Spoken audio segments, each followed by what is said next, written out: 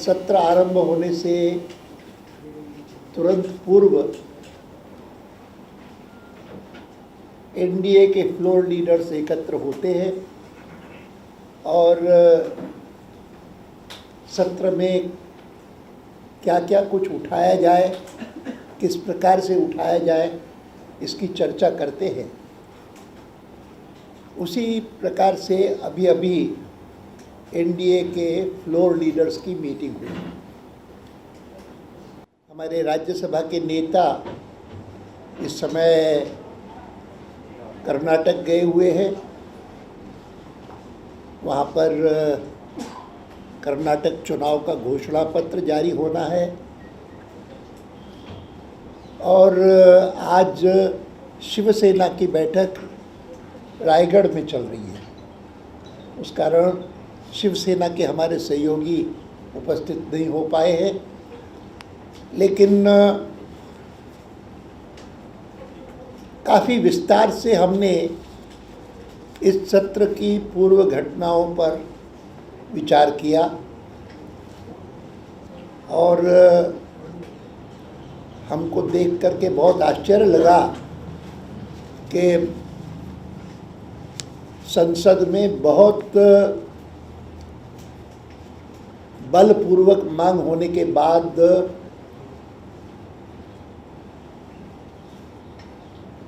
JPC की बात मानी गई थी, लेकिन जेपीसी की रिपोर्ट जिस प्रकार से तैयार की गई है और जिस प्रकार से सदस्यों तक पहुंचने से पहले ही चुने हुए पत्रकारों को दे दी गई, बहुत आश्चर्यजनक है। लेकिन मैं आपको बता सकता हूं कि आज प्रातःकाल जब भारतीय जनता पार्टी की संसदीय दल की बैठक आरंभ हुई तो हमारे जो सदस्य जॉइंट पार्लियामेंट्री कमेटी में थे उनसे सुनकर के हमको बहुत अचंभा हुआ, बहुत वेदना हुई कि श्री अटल बिहारी वाजपेयी जी, जसवंत सिंह जी और अरुण शौरी के खिलाफ उसमें गंभीर टिप्पणियां की गई कि उनके कारण कितने हजार करोड़ का देश को घाटा हुआ है। मैं कह सकता हूं that we all who heard this, we felt outraged at this kind of attitude of the UPA government. और मैं ये तय हुआ कि हम उसके बारे में जो कुछ कहना चाहते हैं वह पहले एनडीए के सामने रखेंगे और एनडीए के द्वारा, आखिर तो वाजपेयी जी पूर्व प्रधानमंत्री ही नहीं, हमारे एनडीए के आज भी चेयरमैन हैं और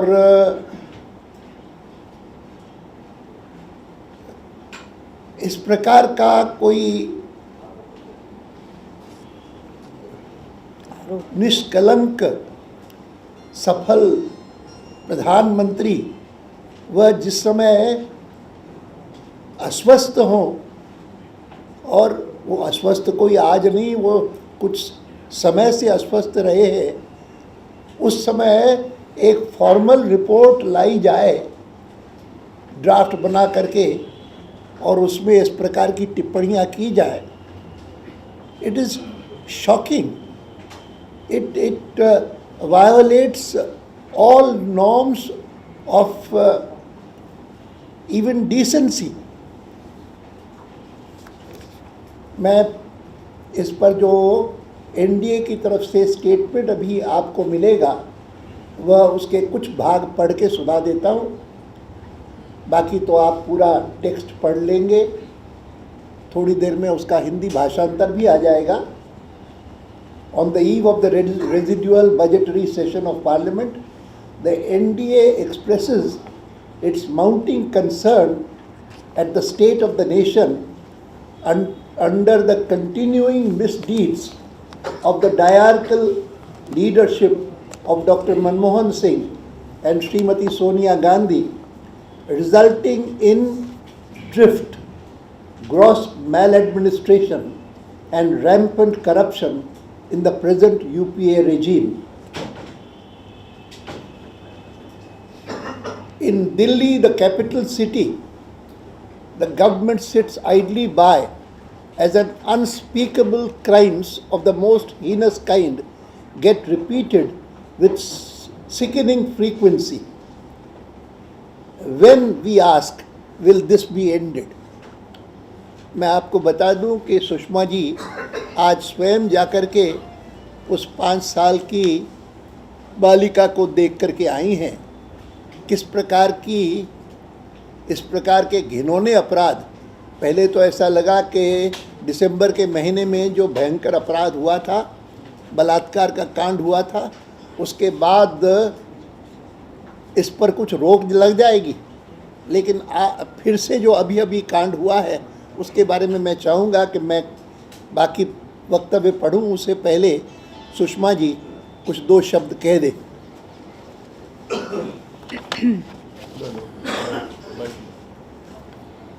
मित्रों, दामिनी के प्रकरण में जिस तरह की बर्बरता इस्तेमाल की गई थी, उससे लगता था कि शायद अपवाद स्वरूप ऐसा काम किया गया है, लेकिन जो घटना 5 वर्ष की बच्ची के साथ 2 दिन पहले घटित हुई है, उससे ये लगा है कि ये अपवाद स्वरूप नहीं था, बल्कि समाज में एक ऐसी विकृत मानसिकता पैदा हो गई है जिसके कारण ये घटनाएं आए दिन हो रही हैं। मैं दोपहर में मिलने गई थी उस बच्ची से जो इस दुष्कर्म की शिकार हुई है। दिल दहलाने देने वाली बातें मुझे डॉक्टर्स ने बताई। केवल उसके साथ बलात्कार नहीं किया गया, बल्कि उसके शरीर में 3 बड़ी मोमबत्तियां और 1 तेल की शीशी उसके शरीर से कल दयानंद अस्पताल के लोगों ने निकाली थी, लेकिन यहाँ आकर के उसका पुनः ऑपरेशन करना पड़ा।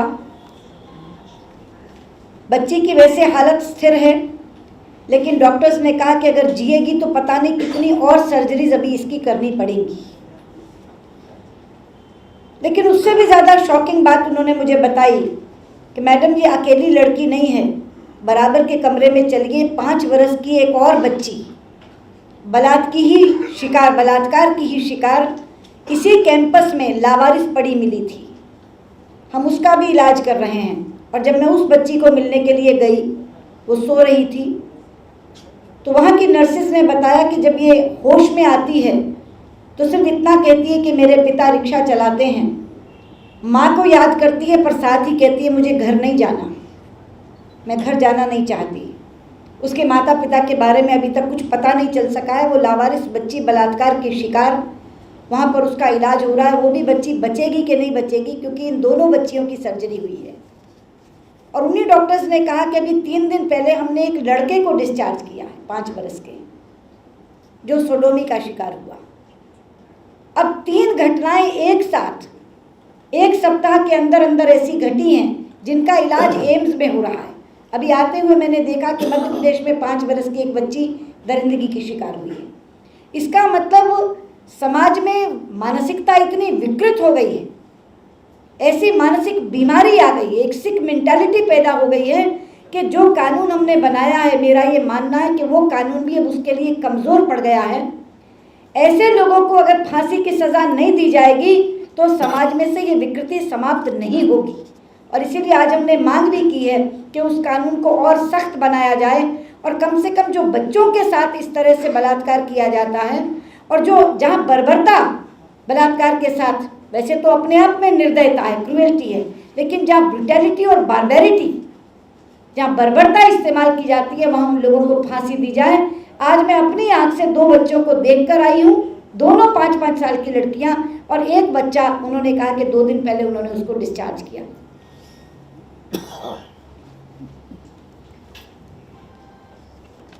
मित्रों, जो ड्राफ्ट रिपोर्ट आई है जेपीसी की, उसके बारे में हमारे स्टेटमेंट में कुछ प्रश्न पूछे गए हैं।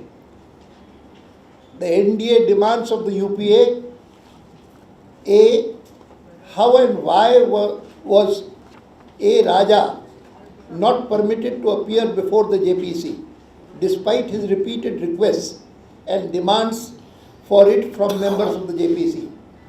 Second, how have the two principal ministers of the government dealing with the matter, Dr. Manmohan Singh and Sri P. Chidambaram, been exonerated without questioning and without any examination by the JPC? Third, how possibly can a minister of the cabinet mislead the prime minister? Fourth, where does the collective responsibility of a government lie? And fifth, who actually has drafted the purported report of the JPC, the chairman or some proxy of the UPA? मित्रों, the NDA collectively and with one voice totally condemns the manner in which the JPC draft, as per accounts, is charging former Prime Minister Sri Atal Bihari Vajpayee and the present convener of the NDA with knowingly having caused losses to the exchequer. This is utterly and absolutely condemnable. Such conclusions in the draft report of the JPC, while simultaneously clearing Dr. Manmohan Singh and Sri Chidambaram through a variety of sleights of hand, is an act of unmatched perfidy. It is the parliament, the people, and the country that is betrayed through such acts of dishonesty. The NDA therefore appeals to all the members of the JPC to reject the report in toto. Further, to charge NDA ministers like Sri Arun Shourie and Jaswant Singh, recognized for their unimpeachable integrity of wrongdoing, can only be termed as perverse. They have both, at the initiative of the UPA, been already interrogated by the CBI and no fault found. The NDA calls upon the citizens of India to rise against the accumulated wrongs of the UPA, against all their misdeeds, and to root them out of office. Friends, मैं मानता हूँ कि इस UPA के draft report ने जो सरकार के रवैये के बारे में हमको सोचने के लिए मजबूर किया है, वह निश्चित रूप से हम आने वाले सत्र में वो जब भी कभी सहयोग की बात करते हैं कि अमुक बिल पास करना है, ये करना है, तो हमको उस बारे में सोचना पड़ेगा। प्रमुख बात तो अभी अभी हमारे सामने है कि जिसकी चर्चा शायद पहले दिन होगी कि कोलगेट का मामला वह समाप्त नहीं हुआ, उस पर चर्चा भी नहीं हो सकी है, और हम चाहेंगे कि पहले ही दिन कोलगेट का इशू उठे और कोलगेट के बारे में जो कुछ भी हमको कहना होगा वो ज़रूर वहाँ पर कहेंगे। आखिर तो सुप्रीम कोर्ट के डायरेक्शंस को वायलेट करके जिस प्रकार से विधि मंत्री ने और सीबीआई को रिपोर्ट डाइल्यूट करने के लिए कहा, ये बातें ऐसी हैं। और जिस प्रकार से पत्रकार प्रेस को पहले से ही बता देना, मेंबर्स को पहुंचाने से पहले, लगता है कि जैसे मानो धीरे धीरे करके उनके लिए संसद इर्रेलेवेंट होती जा रही है। और ये एटीट्यूड उनका जो रहेगा, उस पर भी शायद पहले ही दिन हम एनडीए की तरफ से सवाल उठाने की दोनों सदनों में कोशिश करें। हम पूरी अपेक्षा करेंगे कि 25 तारीख को जब इस ड्राफ्ट ड्राफ्ट रिपोर्ट पर जेपीसी विचार करेगी तो केवल एनडीए के सदस्य नहीं लेकिन बाकी सदस्य भी इसका विरोध करेंगे और उसको पूरी तरह से अस्वीकार करेंगे। मित्रों, इस समय मुझे कुछ और कहना नहीं। मैं समझता हूँ कि आज की इस चर्चा में हमने प्रातःकाल चर्चा की, अभी एनडीए में चर्चा की। हमको लगा कि बाकी विषयों के बारे में जो कुछ कहना होगा वो सदन चलते हुए हम कहेंगे। इस समय इसी पर हम फोकस करना चाहेंगे। बहुत धन्यवाद।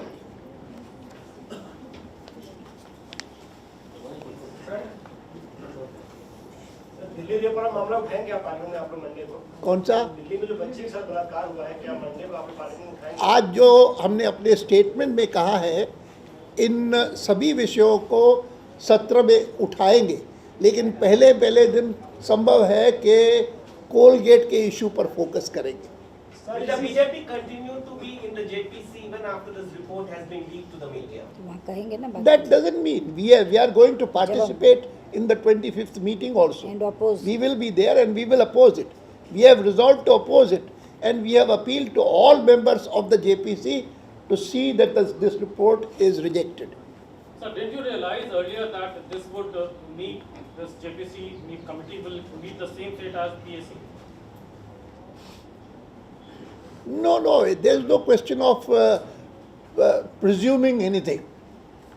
इस मामले में तो उन्होंने जैसा व्यवहार किया है, मैं इस बात से इनकार नहीं करूंगा कि हमको सबसे अधिक आश्चर्य हुआ उनके रवैये पर जब हमने देखा कि वाजपेयी जी और अरुण शौरी और जसवंत सिंह जी का नाम इसमें ले आए।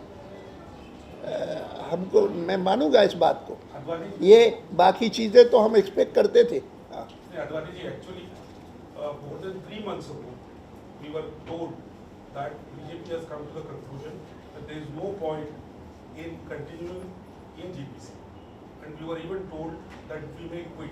But I know that there have been times when the manner in which the JPC was being conducted did create all these misgivings in the minds of the JPC members, our BJP members, NDA members.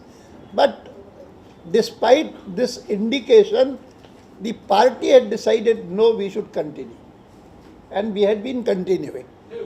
This draft report has shocked us really.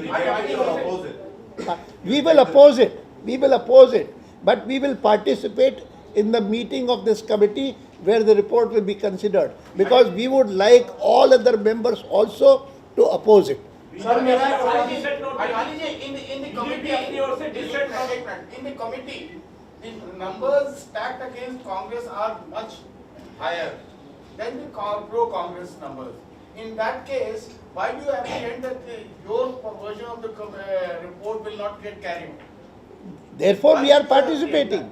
We are conscious of the fact that at least party-wise, the numbers of the opposition are larger. Yes. Therefore, we are going there. Advani ji आपने कहा कि sir आपने कहा कि ये JPC की report क्या chairman ने लिखा या फिर प्रॉक्सी कोई बाहर का लिखा? इसमें आपने ये भी कहा कि पीएम और चिदम्बरम को बुलाया नहीं गया, उन्हें बख्श दिया गया। आपका इशारा क्या पीएम चिदम्बरम या किसके तरफ? किसी पर नहीं, हमको तो पता नहीं है कि कैसे लिखी है, क्यों लिखी है, और क्यों सारे पुराने हमारे सहयोगियों के नाम आए हैं। मैंने आपको स्वीकार किया इस बात को कि वो कोई रिपोर्ट स्वीकार कर बहुत अच्छी रखेंगे ऐसा हम अपेक्षा नहीं करते थे। आखिर तो हमारा अनुभव पहले की जेपीसी का भी है। लेकिन फिर भी जिस समय हमारे ही साथियों ने कहा कि इससे तो हम त्यागपत्र दे दें, तो पार्टी ने उन्हें अनुमति नहीं दी, यही सोच करके कि धीरे धीरे करके ये क्या करते हैं, रिपोर्ट कैसी बनाते हैं, इसको भी हम देखते हैं। और रिपोर्ट में अगर ये बातें ना होती तो शायद हमारी प्रतिक्रिया इतनी ज़्यादा आक्रोश की ना होती, हो सकता है।